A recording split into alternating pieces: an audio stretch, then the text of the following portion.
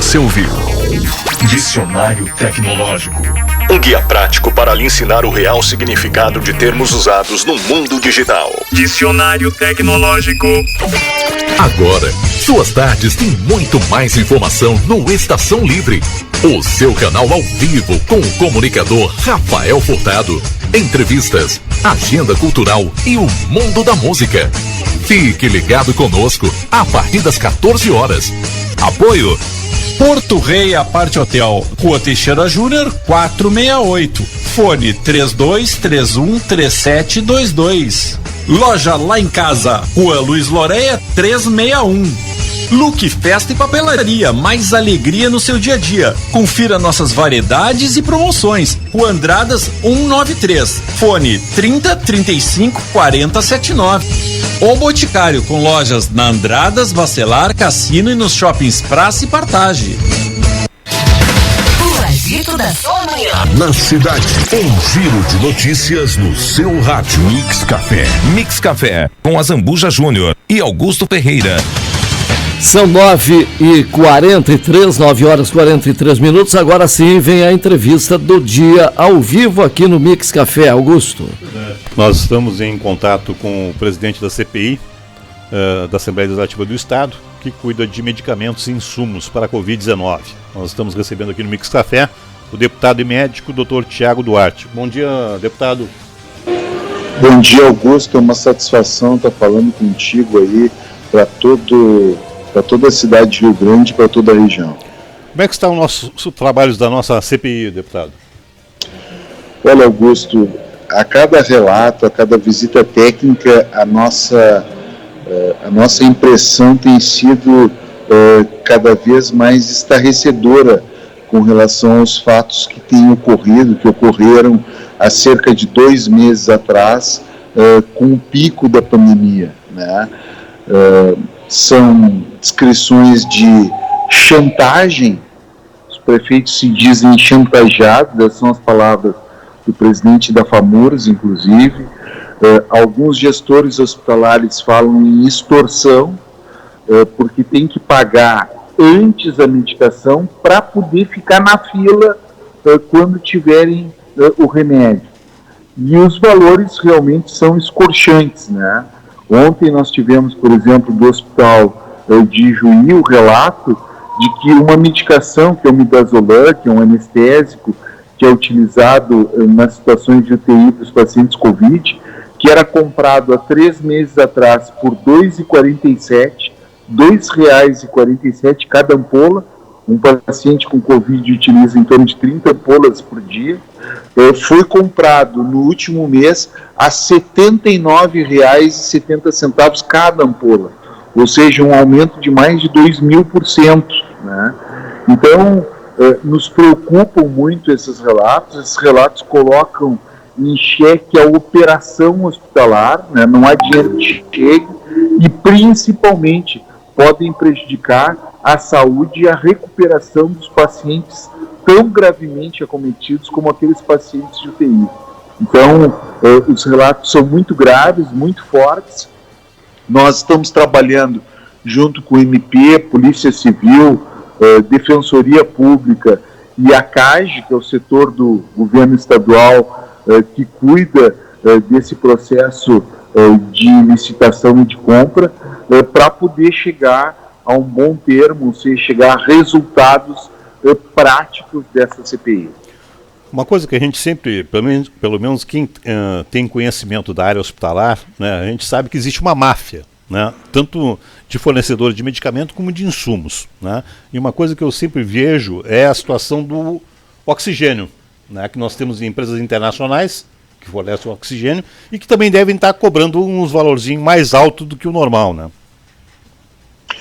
O oxigênio, Augusto, eu acho que no Rio Grande do Sul nós nos preparamos um pouco para isso, porque a grande maioria dos hospitais hoje já tem containers e eles reservam oxigênio. Então, as cenas que nós visualizamos no norte do país, em Manaus, eu acho que não vão ocorrer aqui para nossa felicidade, porque os hospitais já se prepararam adequadamente para poder armazenar esse oxigênio.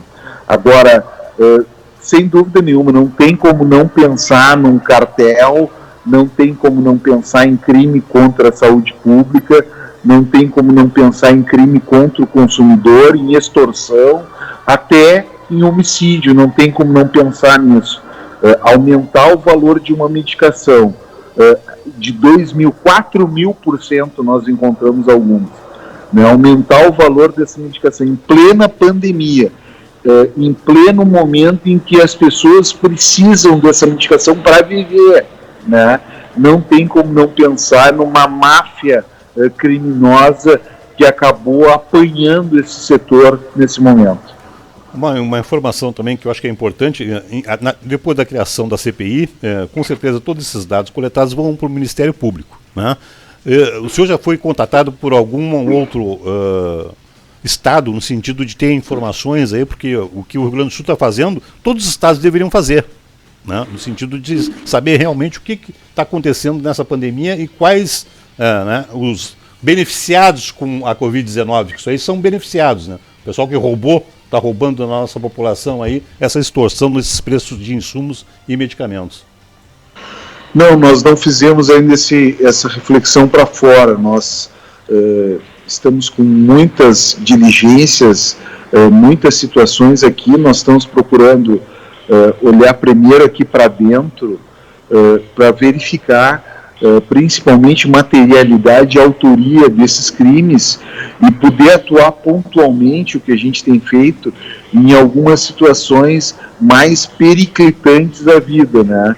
Então, acho que esse segundo passo realmente se faz necessário. Eu acho que a CPI no futuro deve caminhar para isso, né? E principalmente, né, Augusto, estabelecer alguns mecanismos do ponto de vista até de legislação estadual para que a gente possa ter uma prevenção, uma vacina adequada para que não ocorra esse tipo de fato novamente. Uma coisa que eu tenho visto que eu acho que é importante a gente repassar aos nossos ouvintes telespectadores é que a CPI não está só ouvindo depoimentos. O senhor, juntamente com seus pares, estão visitando os hospitais do Rio Grande do Sul, né? Vendo em loco a situação. Exatamente, e em loco a gente pode ajudar nas questões mais imediatas. Vou te dar alguns exemplos de repercussões práticas da CPI. O Hospital de São Gabriel, a Santa Casa de São Gabriel, tinha medicação para mais 2 dias, bloqueadores musculares e anestésicos. Pela intercessão dos deputados da CPI, né, nós conseguimos acabar emergencialmente provendo o hospital com essas medicações, o que evitou a falta. No Hospital da Brigada Militar aqui em Porto Alegre, a mesma coisa ocorreu. E nesta semana no Hospital de Erechim também. Então, à medida em que a CPI se desloca, ela também consegue corrigir algumas distorções no fornecimento dessas medicações. Para tu entenderes, no auge dessa crise, o governo federal foi na indústria e nas distribuidoras e recolheu toda a medicação e repassou essa medicação para o governo estadual e para os hospitais federais. Mas, infelizmente, não houve uma logística adequada nos estados para a distribuição dessa medicação.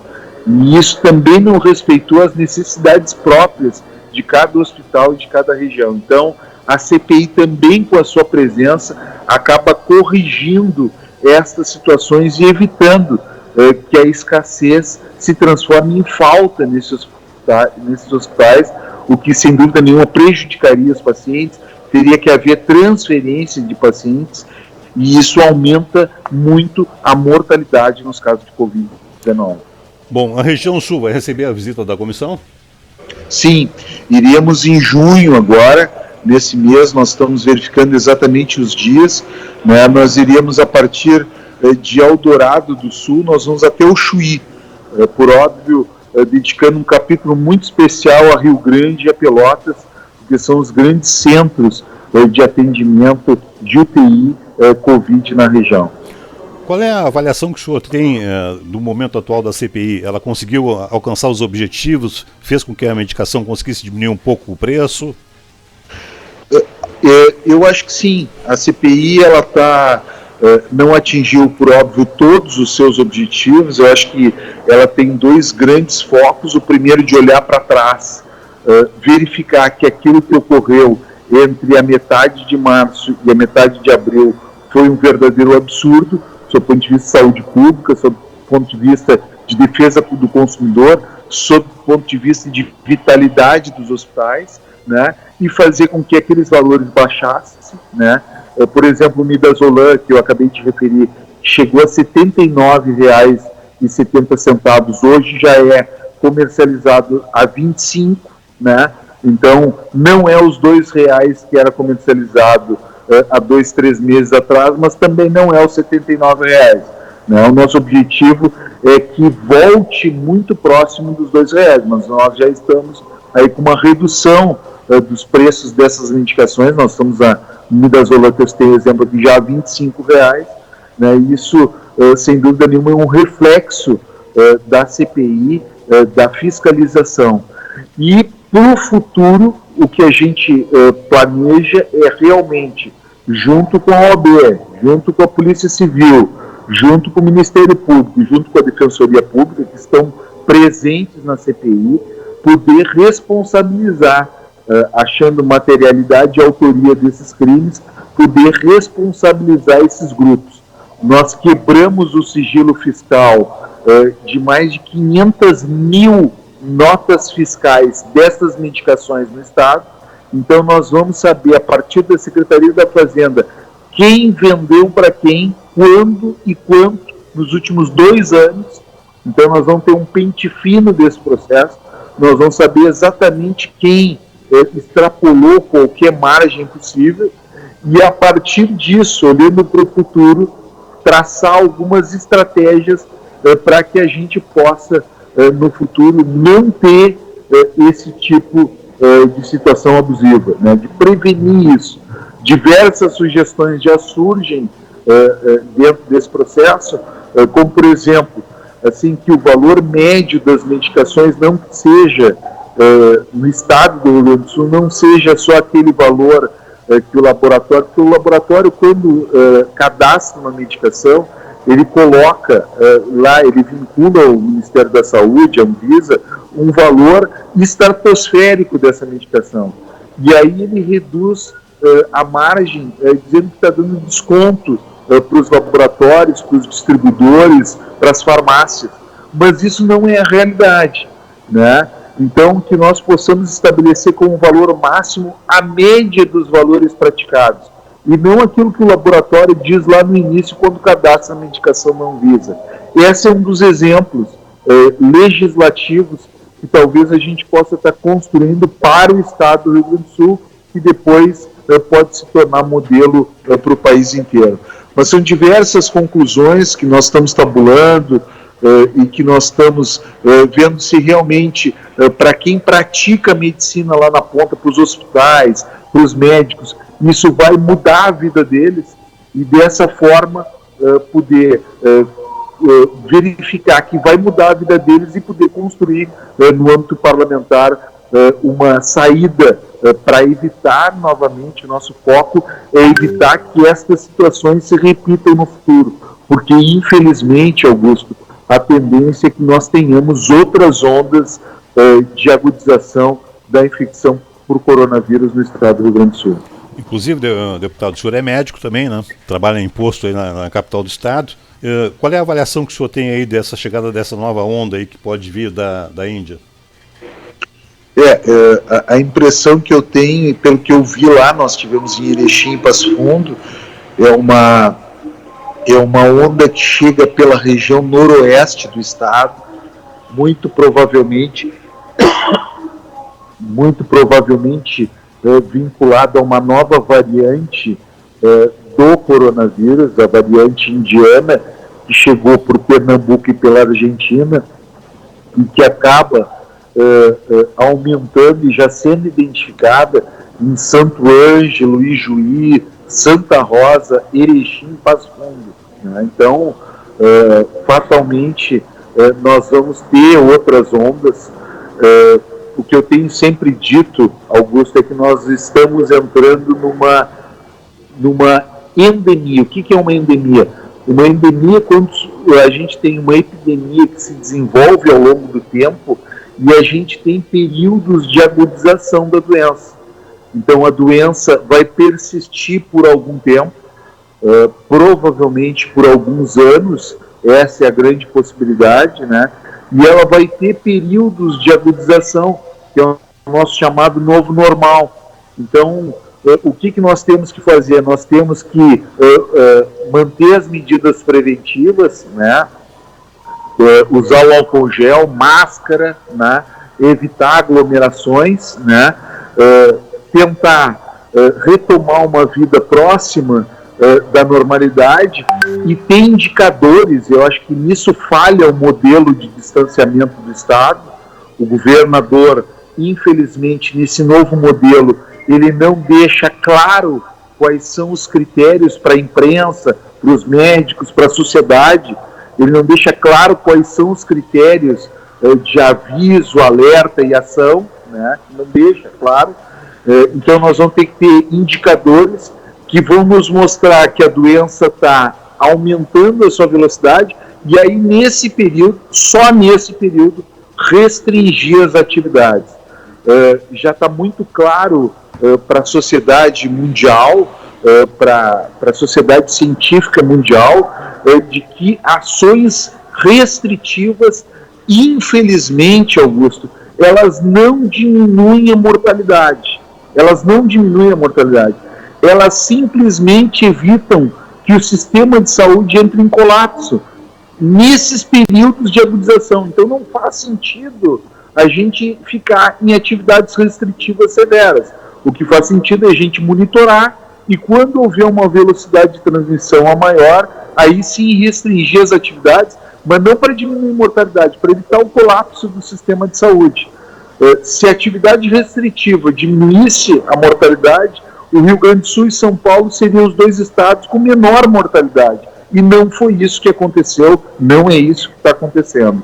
Então, eu acho que a gente vai ter que ter uma sintonia fina, um monitoramento adequado desse processo para poder restringir no momento certo as atividades e poder, dentro das possibilidades, retomar gradativamente, com segurança, as nossas atividades sociais, culturais, laborais, né? E para que a sociedade também não sofra com outras questões além da questão de saúde. Nós precisamos, eu acho que ter mais, né, deputado, conscientização a nível familiar, né, que é necessário também, né, as pessoas terem consciência disso, que podem estar levando, principalmente o adolescente, aí, a turma jovem que anda fazendo aglomerações, né? Isso. Então, é importante que se tenha esses cuidados, né? Esses cuidados adequados. Deputado, quero agradecer a sua presença aqui no Mix Café e lhe convidar, quando vier à região, com certeza visitar aqui a Estúdio Livre FM, o Mix Café, para a gente poder conversar mais sobre o trabalho da CPI. Estaremos aí. Um forte abraço ao Rio Grande e a toda a região. Um abraço, deputado.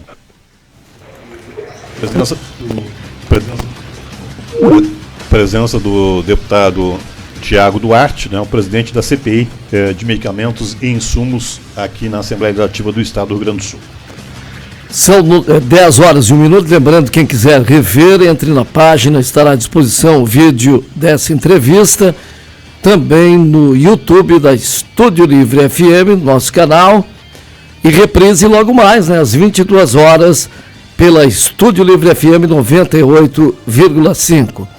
Vamos um breve intervalo, voltando em seguida com o Mix Café, na Estúdio Livre FM, a primeira em notícias na cidade. Já voltamos. Da sua manhã. Na cidade, um giro de notícias no seu rádio. Mix Café, com a Zambuja Júnior e Augusto Ferreira.